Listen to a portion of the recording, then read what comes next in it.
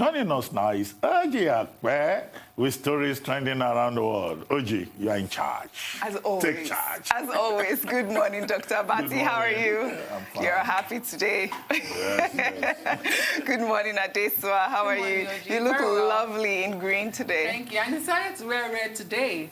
Oh, yeah. You missed the party yesterday. It was a I red missed party the memo yesterday. Yes. Well, good morning, Rufai. How are you? Ojy, red is the color of pepper. I've been waiting for my Pepper Them song. Let's do it tomorrow. Let's wait for Friday. How about that? Anything you say, you are in charge. You are in charge. Ojy, action. You guys are awesome. Well, good morning to you, viewers. We begin What's Trending with a story from the U.S. The commander of U.S. Special Operations for Africa, Dagvin Anderson, on Wednesday, announced that the Al-Qaeda insurgent group has started penetrating the northwestern part of Nigeria.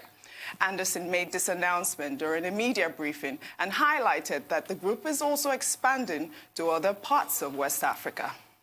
In his remarks, Anderson said, "After 20 years, we have seen they are very resilient organizations. Although small, they are able to leverage social media and other forms of media to have an outsized voice, and they continue to recruit, and they continue to find opportunities." The commander went on to say that they have engaged with Nigeria and will continue to engage with them in intel sharing and in understanding what these violent extremists are doing. This is a very bad time for this news to come to Nigeria. I mean, given that, we have had severe attacks in the southern and northwest part of Nigeria. It's really, a damning announcement that occurred yesterday. Everyone is really outraged by this at this point, Adesua. Indeed, but the last part of that message you read is somewhat comforting. When he says, they will continue to provide intel, because it comes at a time when Pentagon is weighing options of withdrawing forces from the continent. But I don't think that the facts are in doubt that these attacks by these terrorist groups, the most notorious in the world, supporting, the local ones such as the Boko Haram, has become more sophisticated, and tactics are changing. And that's why it would seem as if, even in West Africa, in Nigeria, or in the Sahel, where there's the joint task force and the joint military operations, it would seem as if the governments are failing. But you can tell that the decimation of these notorious groups in Syria, in Iraq, are now beginning to surface on the continent. Yes, this announcement only came yesterday, and we haven't heard from the Nigerian government yet. Well, Anderson is the commander of the U.S. Special Operations Command in Africa. So you can give him the benefit of the doubt that he knows exactly what he is talking about. Now, he made a number of points in that statement that he made. One, that the United States is involved in an intelligence arrangement with Nigeria, and that the United States is committed to continuing to share intelligence with Nigeria. Yes. Now, the question to ask in that regard is that, yes, while solidarity and international cooperation is required in the fight against terror around the world, be it Al-Qaeda or ISIS or ISWAP or ISIS West Africa or Boko Haram. Now, what matters is what individual countries do with the intelligence that they are provided with. And that's the relevant question with Nigeria. One of the major concerns about Nigeria is that, look, there is a failure in terms of intelligence, either in terms of how we handle internal security or how we handle the challenge of Boko Haram and other shades of terrorism. The second point that he made is that, look, that the Boko Haram or these terrorist groups, whatever name, whatever label they have, cannot be underestimated. Oh, yes.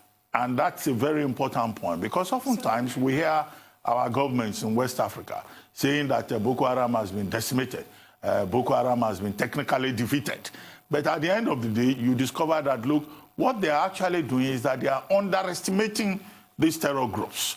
And that, for me, coming from Anderson, is a wake-up call. Yes. He made a third point. And that third point that he made is that, look, these guys, in 20 years, have endured. They've shown great capacity. Yes. They've shown a lot of resilience. They continue to appear strategic and creative.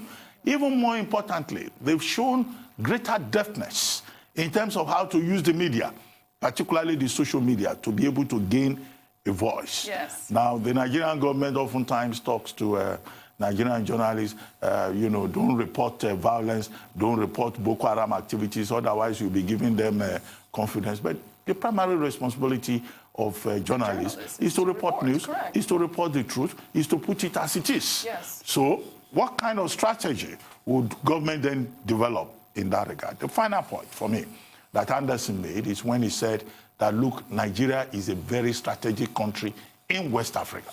And in any case, he doesn't need to tell us that. We too, we know that we are very strategic. But he went a step further to say Nigeria must lead, that Nigeria must provide leadership. Yes. If the challenge of terrorism within the West African province is to be addressed. And according to him, other countries, UK, United States, and others can only assist, but Nigeria must take the lead.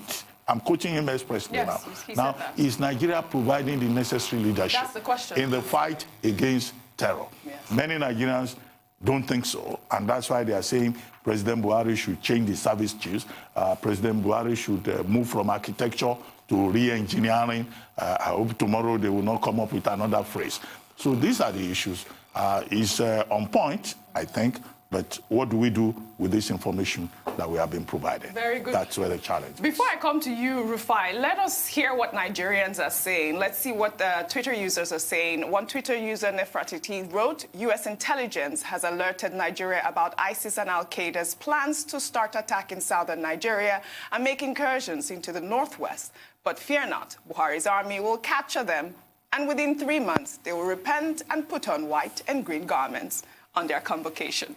Rufai, what is your take on that tweet? That tweet is very cheeky. In fact, I should flog that person. Sarcasm At this peak. Hope that's not hate speech. Oh, that's 5 million naira. Yes. Very valid point. Hope that's not hate speech. That's 5 million naira. If they slam 5 million naira on us, we'll go to court. We'll go to court. Challenge it.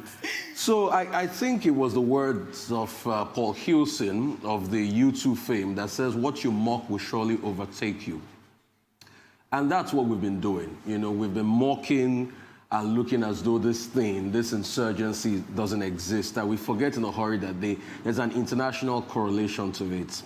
And there is the role of, ISIS, there's a role of Al-Qaeda, there's a role of Boko Haram, and they're all working in tandem. Dr. Abati talked about information dissemination by this terrorist group. They are very calculated in that work. Dr. Abati, I used to take out time to read Dabik, the official newspaper of ISIS, just to know the mindset of this terrorist. And you see how they're very calculated in disseminating the information and putting it out there to the public, and how we've not been able to challenge that. Dr. Enakome in his book talked about, the ideology battle. Have we been able to, apart from fighting the war, fight the ideology behind this and try as much as possible to restitute the ideology? It's something we should look at very strongly. There's another angle of intelligence. Intelligence is good, but the question is, what do you do with the intelligence you have? To a large extent, have we been able to turn the intelligence we have around? I mean, we've seen a lot of cases. Take, for instance, the Baga incident that the governor was almost killed. I'm sure if we had intelligence around that, we'll be able to stop that ambush. And these are the things we should look at. Absolutely. Most importantly, we need to have a holistic, arrangement as regards this. I know we have the G5, security union, the Sahel and the likes. What are we doing as regards collaboration? We don't have to wait for the West to be able to do everything for us. We need to collaborate, because even if they do something for us, how can we maintain the force of fighting these groups? Because they are not only in Nigeria, they are across the Sahel, the desert. They are the Tuaregs in Mali and the likes. I remember a couple of years back, we had a meeting with President Francois Hollande, and we reached some resolution. Dr. Abati will know more about that meeting because it was under Goodluck Jonathan's government. How have we pushed as regards that? Also, we can't keep calling the West to clear for us. I remember there was an incident in Mali a couple of years ago. The French brought in their Rafale fighters. clear the terrorists in Mali. But till date, they are still back in Mali. So it's across the region. And like you said rightly, Dr. Abbas, Nigeria must take leadership in all of this. Yes. Because it's a holistic fight. I feel very sad when Nigerian soldiers are hailing Chadian soldiers. It doesn't look good for us. So this is the time we need to understand that this has come to stay. They are infiltrating in Northwest. It's not something we do not know. It's not out of the blues. But how can we take leadership and collapse efforts and have a multi-pronged approach of fighting insurgency? We can't fight it only with guns. We need weapons, we need armory, but we also need to start fighting the ideology. We need to start going into the madrasas and even evaluating what the scholars are teaching to people, if it's radical ideas, and stopping them from it. Because it's from what they teach that these ideas grow wings. Once again, what will mock will overtake us. And if we keep saying we've decimated Boko Haram without truly decimating Boko Haram, then there is fire on the mountain and everybody has to be on the run. Well, on the madrasas, as long as you don't cross the line about religious freedom and the freedom of belief and faith, right?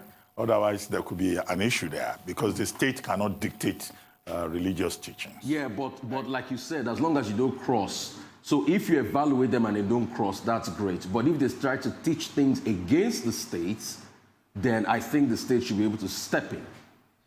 Very good point, guys. Let's take another story.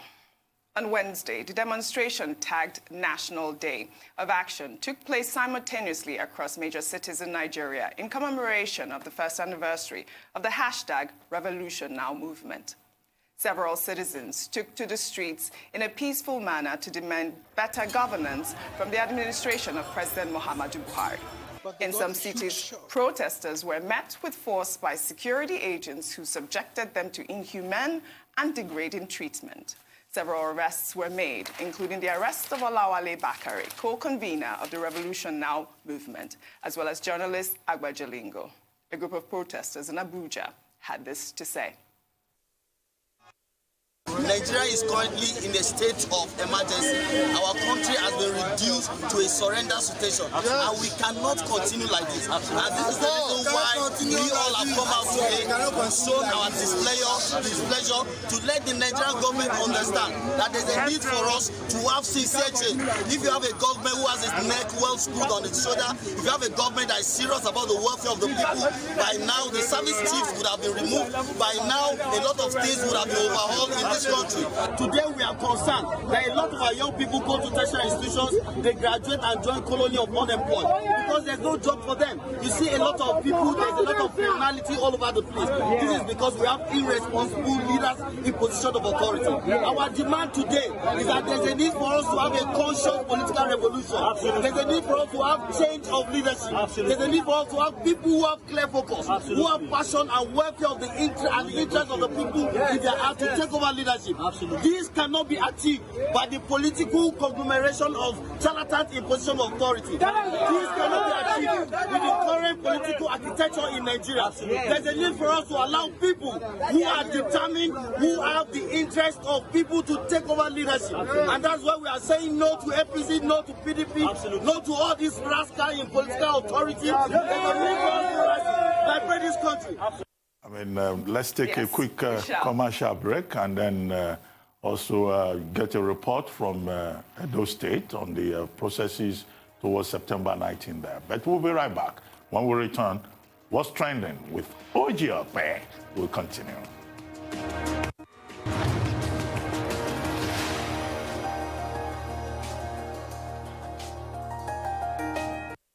Welcome back to the morning show here on the Arise News channel. Before we went on break, we were talking about the Revolution Now protest that took place yesterday. And what stuck out for me was the attack on the peaceful protest. I mean, we saw people being treated like animals. You know, somebody's head was being shaved off. Women were being stranded on the Third Mainland Bridge. It was such a ridiculous thing, and I guess a lot of people have really condemned this whole action.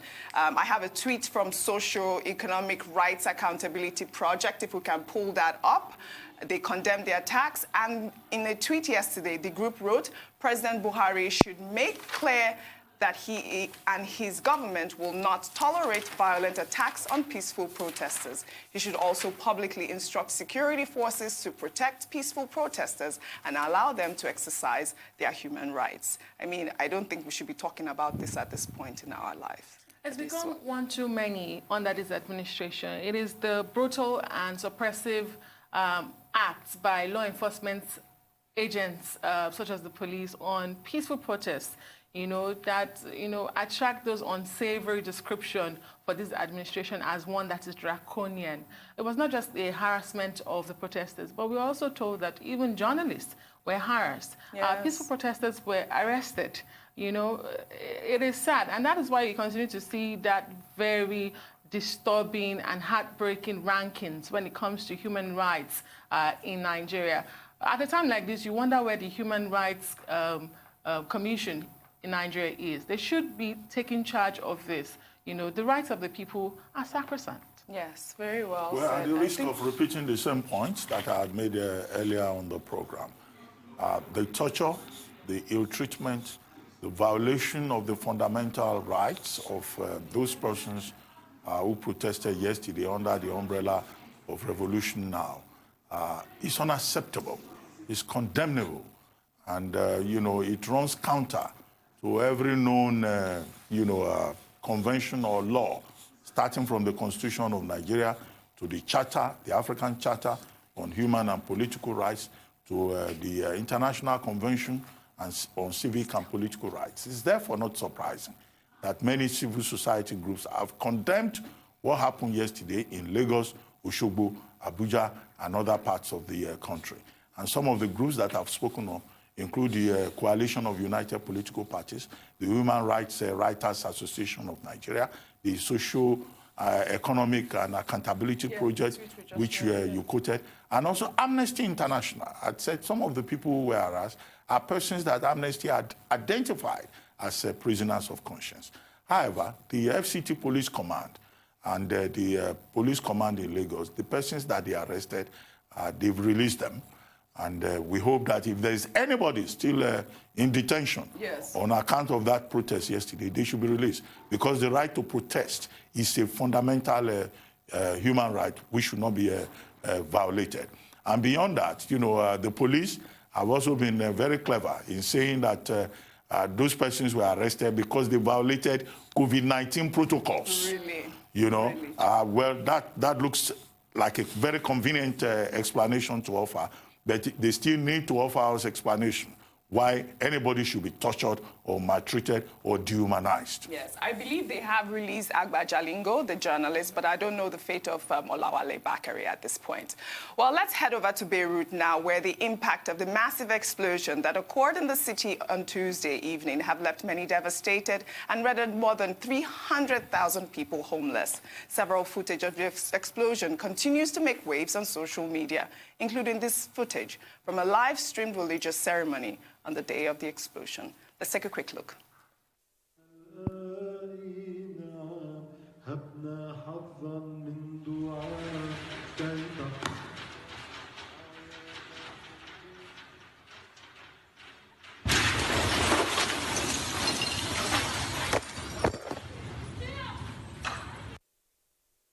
Quite shocking when I saw that video. We don't know the fate of that priest, but rescue workers are still struggling to treat thousands of people wounded in the explosion. Lebanese officials have blamed the explosion on thousands of tons of ammonium nitrate, which arrived the city aboard an alien Russian-owned cargo ship more than 6 years ago. Anger has swelled around the country as many blame the government for mismanagement and the role it might have played in the disaster. On Wednesday, a hashtag that translates as "Hang Up the Nooses" was trending on Twitter, and a video of a small group of protesters attacking the convoy of Saeed Hariri, the country's former prime minister, circulated on social media. Let's take a quick look.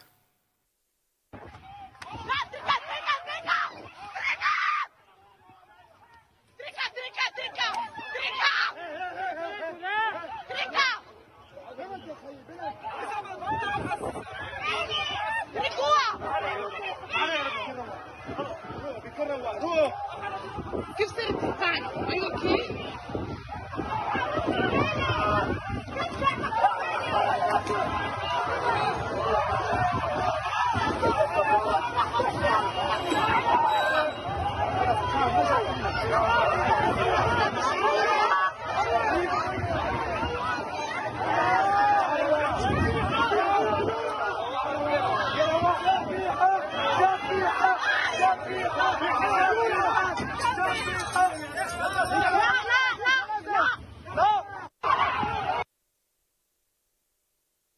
Well, Rufai, you see, complete negligence was caused here. You know, I mean, it caused 135 people's death. I mean, what's your take on that? Very painful stuff. My heart bleeds for Lebanon. Everybody say a prayer for Lebanon.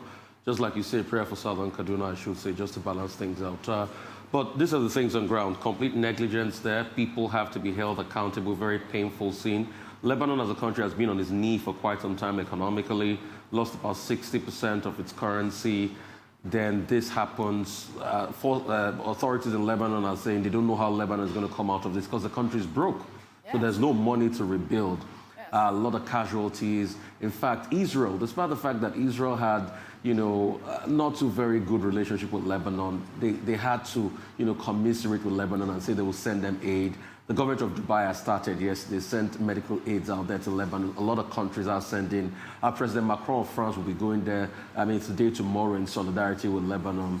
It's quite a very painful one. Yes. But the people should be brought to book. People that knew about that, you know, that knew about that incident, that stored those chemicals. Because when I first saw the explosion, some people in the Arab world are saying it's a nuclear weapon. But when I first saw that explosion, I knew it was packed full with a lot of things. I was even thinking TNT.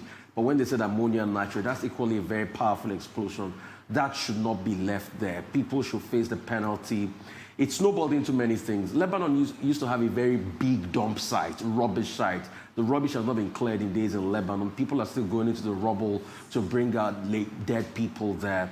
It's just a chaotic scene. Yes. It's just a chaotic scene. Everybody around the world is reaching out to that country. And we just pray for the people in Lebanon that all is well with them. I can see the anger against Said Hariri. You know, Rafik Hariri's son finally became prime minister. Well, Rufai, that's all we'll be able to take. And Adesua, what's next? Ojy Okpe, thank you so much. Thank you, Ojy.